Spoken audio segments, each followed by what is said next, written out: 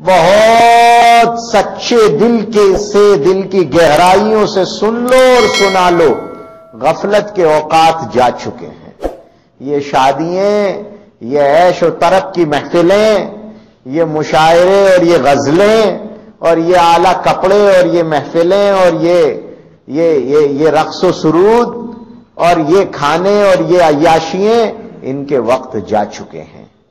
دیکھو، اگر کسی قوم پر حالات آ رہے ہیں اور اس وقت میں اسے اللہ کی طرف رجوع حاصل ہے، وہ اللہ کی طرف بھاگ رہی ہے، وہ دوڑ رہی ہے، اللہ کی امان میں جا رہی ہے، وہ اللہ کو یاد کر رہی ہے، وہ راتوں کو اٹھ رہی ہے اور گڑ گڑا رہی ہے، تو سمجھو کہ یونس علیہ السلام کی قوم پر عذاب آنے کے بعد بھی ٹل گیا تھا، کیونکہ انہوں نے رجوع اللہ کیا تھا۔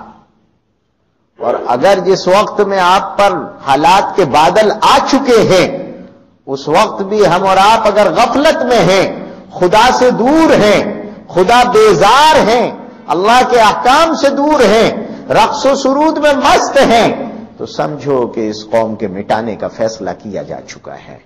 فیصلے زمین پر نہیں، فیصلے آسمانوں پر ہوا کرتے ہیں۔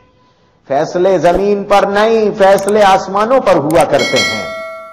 ان جملوں کو دل کی گہرائیوں سے لے جائیے، یہ آپ کے بہت حقیر بھائی کی امانت ہے، اس کو لے جا کر پوری امت کو پہنچا دیجئے، دلوں میں بسا لیجئے۔ حالات کا بگاڑ، حالات کے مشکلات کے بادل جو بہت تیزی سے نیچے اتر رہے ہیں، اور اس کے بعد امت کی غفلت، گناہوں میں خرمستی، ان کی راتوں کی عیاشیاں، ان کی چوراہوں کی آبادیاں، ان کی آج بھی بے حیائیاں اور بے شرمیاں، ان کی آج بھی رقص و سرود کی محفلیں، یہ ان کی بربادی کا اعلان کر رہی ہیں۔ کل اگر ان کے گھر نہ ملیں، کل اگر ان کی بستیاں اجاڑ دی جائیں، کل اگر ان کے اولاد بچے موجود نہ رہیں،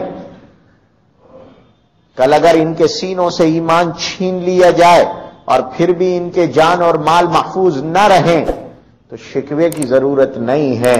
جب کسی قوم کی بربادی اور ہلاکت کا رب فیصلہ کرتا ہے تو اس کے حالات یہی ہوتے ہیں۔